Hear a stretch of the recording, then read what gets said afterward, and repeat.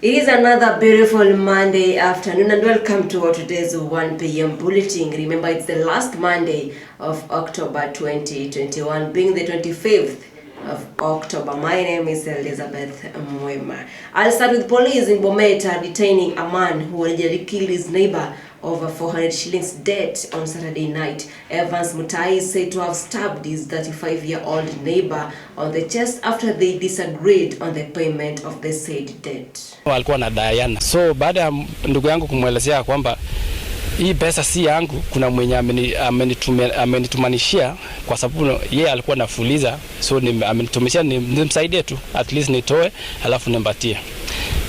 Kijana mwenye duka akasitisita ya kwamba pesa zangu nahitaji. Tumekuwa tukisikia ya kwamba huyu kijana amekuwa akisema nitamua mtu for the last 2 weeks. So nilikuwa nauliza kama kuna mzee wa kijiji, kama kuna area chief na alisikia fununu kama hiyo, angechukua hatua at least kijana atipiwe, ndio kitendo kama hichi haingetokezea. And yesterday was the first Sunday since President Uhuru Kenyatta eased COVID-19 restrictions, including reviving the number of attendants at worship centers to 2/3 of the capacity. And so hundreds of Kenyans returned to worship centers under the review. Churches were allowed to conduct the service up to 3 hours, and the churches welcomed the orders with a pledge that they will continue adhering to the outlined protocols. We used to hold staggered services, but now it is good that now we can compress them to few services because a church is a family. Not sit on any seat that is not numbered. At the front there where we do the service and the worship, the seating arrangement is the same, and also we do not share the microphones. Every speaker has their own microphone because we understand mics are super spreaders. Kanisa tulikuwa tunapata shida zaidi, lakini sasa tuna kiwango ambao tunakubali iingie kanisani ili kanisa isiwe imejaa zaidi ya kupita kiasi. Na mimi nashukuru sana serikali. Na katika kurudi kwetu tumeona watu wakitiwa moyo, watu wakitiwa nguvu, na kwa hivyo hata Wakristo wamefurahi. And in politics, ANC leader Musalia Mudavadi now says he's the best bet to succeed President Uhuru Kenyatta in the next year's general elections. Mudavadi was in Kajiado County, accused his opponents of spreading politics of hate and called on the government to take actions on such. Yule ambaye anatumia vijana kwa njia mbaya ama anatoa pesa ili walete vurugu, jamaa huyo hatakikani hapa Kenya. ANC leader telling Kajiado voters that he is best suited to take over the country's top job, labeling himself as a unifier. Hawa watu wana temperature ambayo inasumbua watu. Upande huu Ruto ana temperature inasumbua watu. Upande huu Tinga ana temperature inasumbua watu. Munipatie nafasi ni wamwagie maji baridi wapoe.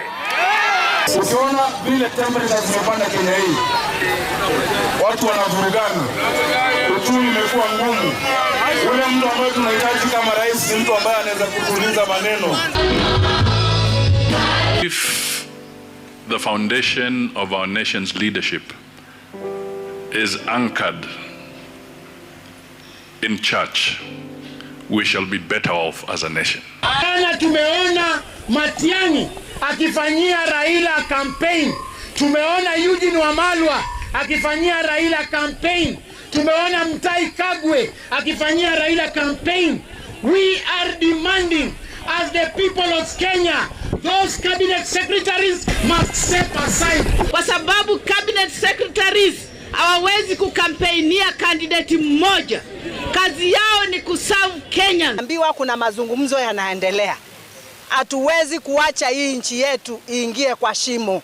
Hawa viongozi wapende wasipende lazima wakae chini waongee, na wameanza hivyo ndio waweze kutuonyesha nini mwelekeo. The Deputy President William Ruto has promised the creation of 4 million jobs on the youths and allocation of 50 billion shillings annually for small and medium-sized businesses. His campaign is said to uplift the jobless youths and struggling businesses in the country. Ndio tunasema bottom up. Tuanze na hawa vijana jobless we must first give them a job.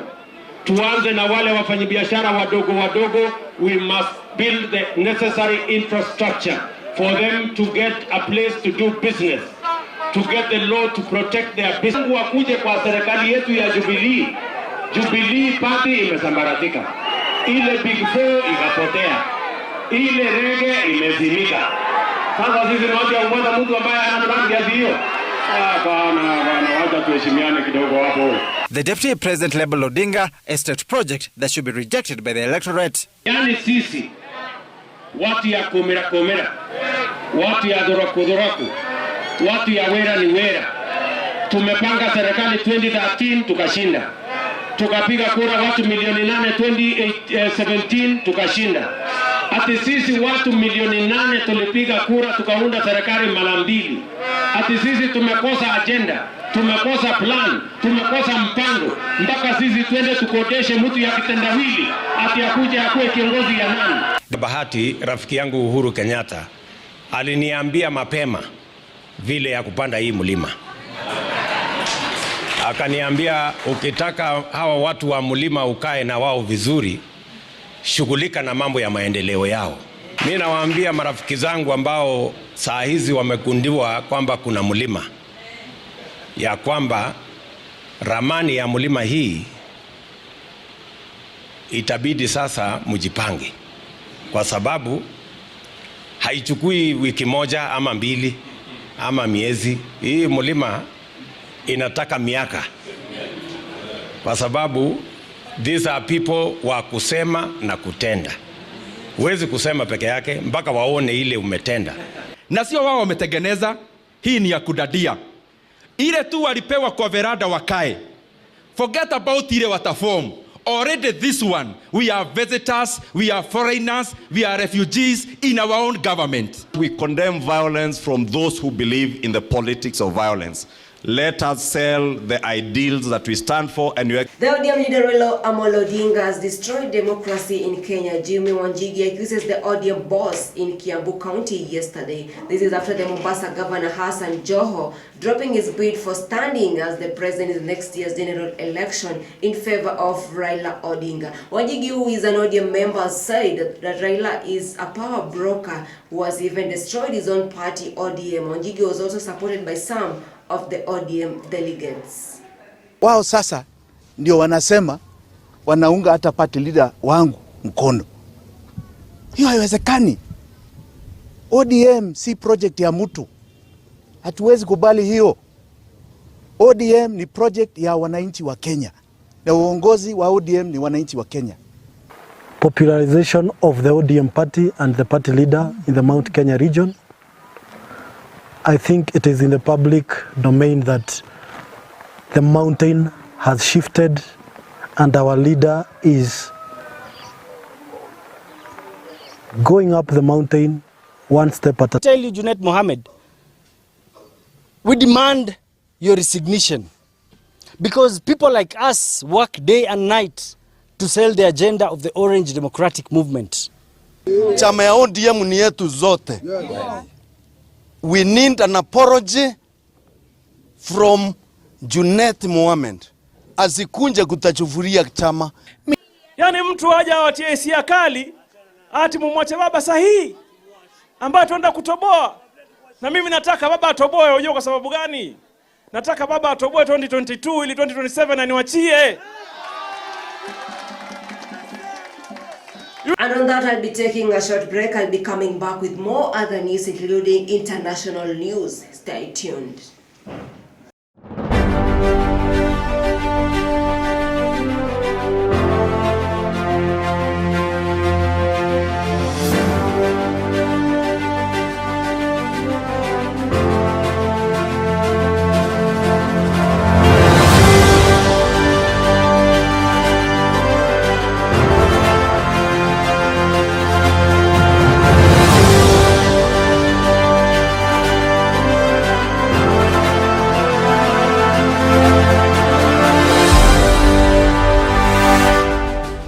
Mateso. Hawezi kujichukulia sheria mkononi mwako na hawezi kumtesa mtu. Hapana, subiri kwanza. Siwezi kukuacha ufanye hivi. Uchochezi. Zoya ni binti wa Niranjan. Hilo ni jukumu la baba, kulinda familia yake na watoto wake. Ndio maana nikaja hapa. Kisasi.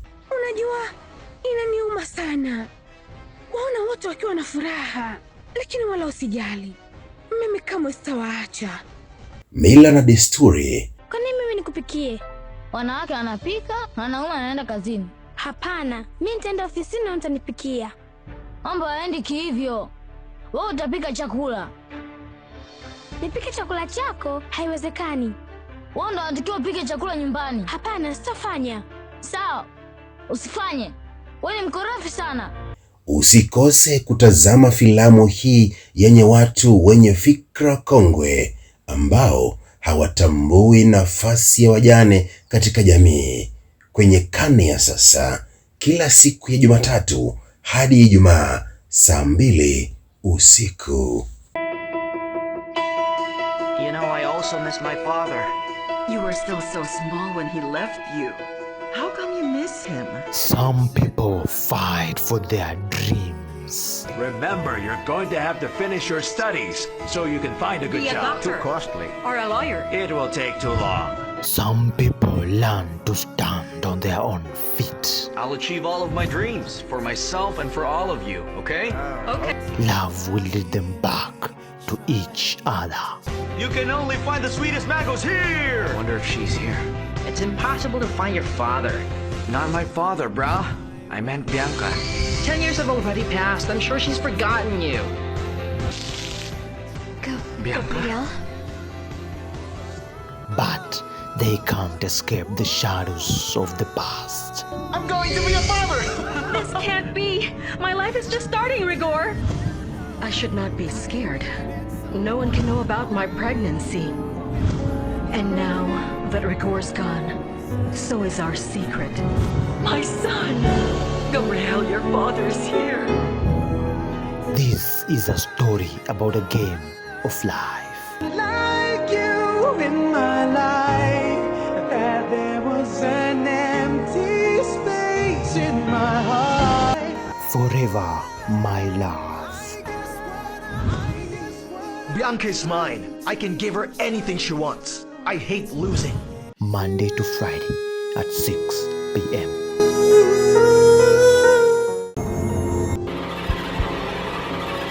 I was born into a family,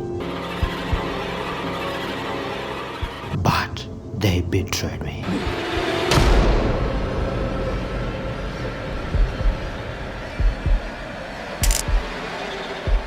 Guilty beyond reasonable doubt of the crime of murder.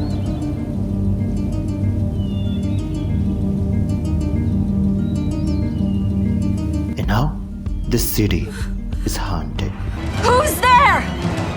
You think you can play games with me? Show yourself!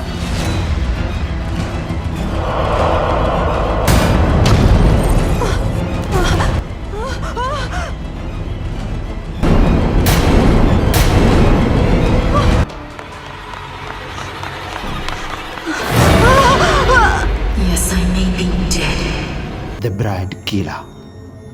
Every Saturday and Sunday from 3 p.m. only on HLC TV. Two promises of eternity. The promise of love. A married life doesn't guarantee a bed of roses. There are doubts in the moment when the relationship becomes strained. I regret the day I took you in. Sorry, Gabriel. I'm sorry. If your first love returns, what will you choose? To go back to the eternal love of your past, or fight for your vows against the destructive temptation? They're also arresting Mr. Gustin. He didn't do anything. He was against this whole thing. The police know what they're doing. Gustin will be fine. Trust me.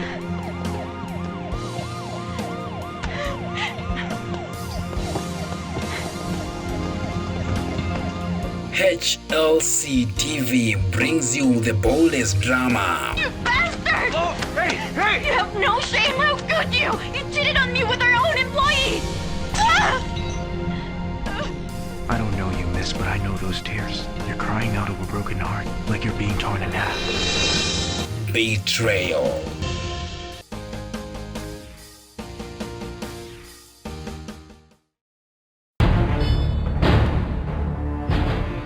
Nataka unieleze hapo kweli kabisa. Unaniibia au niibi? Hivi unaacha shilingi ngapi hapa nyumbani hasa? Ili kwamba wewe ukija ukutane na maroast, manyama, masamaki, manini. Ni shilingi ngapi unaniachia hapa nyumbani? Hata kama ni mke lakini sio kigezo cha kuniuliza kila kitu. Sikiliza, ninawalisha, ninawavisha, kila kitu mnachotaka humu ndani mnafanya. Mimi nafanya kwa hisani tu. Sifaidiki chochote. Mimi na manufaa gani na huyu mtoto wako? Na manufaa gani? Hizo. Namaanisha kwamba sio kweli kupata mtoto basi ndio raha ya dunia, au pengine sio kweli kupata mtoto basi ukawa ndio majuto ya dunia, lakini yote hutokea kwa sababu Mungu ndiye anayepanga.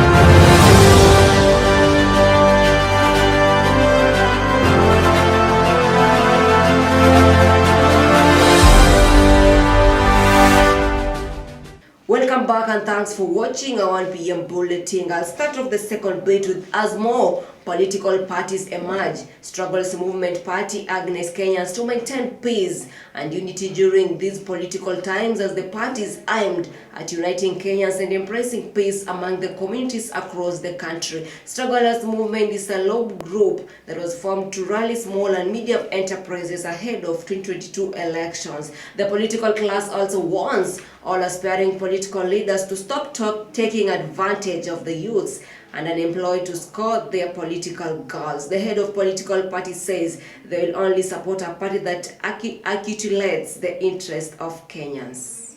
Tuwezi kulinganisha Strugglers Movement na wale wenzetu ambao wanaadaa na kudanganya Wakenya kwamba wao wako watu wa chini, ilhali wao ni watu wa juu na tumejua. Hatuwezi kulinganisha Strugglers Movement na wale wenzetu ambao wanaleta fujo, jinsi mlivyoona jana wameleta fujo. Sisi tunakuja kwa amani, na amani yetu ni hivi: amani ya kuleta maendeleo, amani ya kumaliza kustruggle. We are not interested in political parties. This is a movement for young people.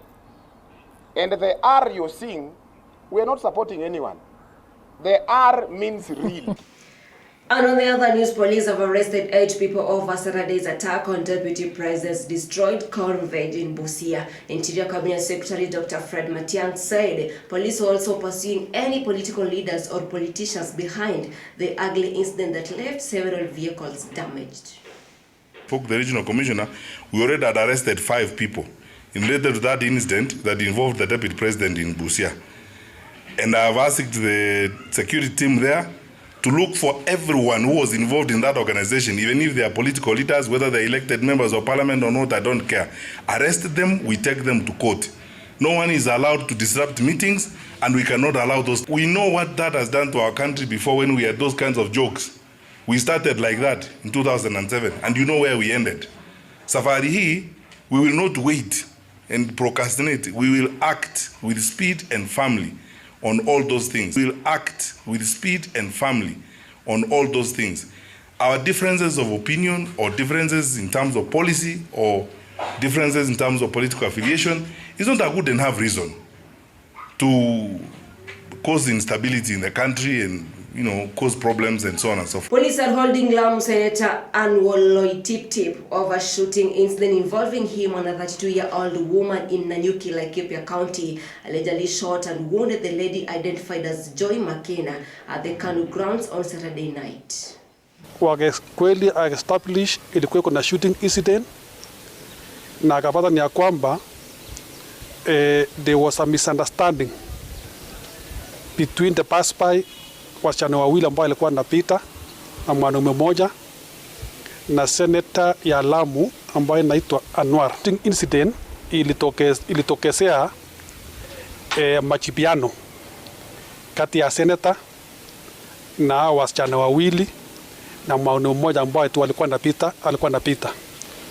Ikatokea andikisha taarifa yake, yule msichana ameandika yake, and then from there tunaangalia sasa ni nani ndio mwenye makosa. PS Karanja Kibicho has accused the county governments for prioritizing revenue at the expense of the public health. This is after licensing bars and liquor departments in what is termed as improving the economy that had almost collapsed during the COVID-19 ravage. This comes at a time when the curfew imposed to Kenyans was lifted by President Uhuru Kenyatta during this year's Mashujaa Day. Pombe, ile certificate ya pombe inapeanwa na county. Na tumeona na si kaunti ya Kirinyaga peke yake, ni kaunti zote nchi hii mzima wameanza kuweka revenue mbele ya afya ya watu. Kwa hivyo unapata wamepeana certificate license nyingi kwa bars, na sisi sasa tunakuwa mikono yetu imefungwa juu kama bar imefunguliwa na wako na license ya kutoka kwa county, sisi hatuna uwezo wa kucancel hiyo license. Yetu ni kuhakikisha wanatii ile sheria nyingine ya lika ile ya nakada. Biashara inaendelea kama kawaida. Mambo na kazi wameondoa. Tunatembea free. Na binadamu pia sisi tujichunge. Tunashukuru Uhuru Kenyatta kufungua kazi. Sasa hii tunasukuma maisha yetu vizuri. Tusomeshe watoto wetu wasome.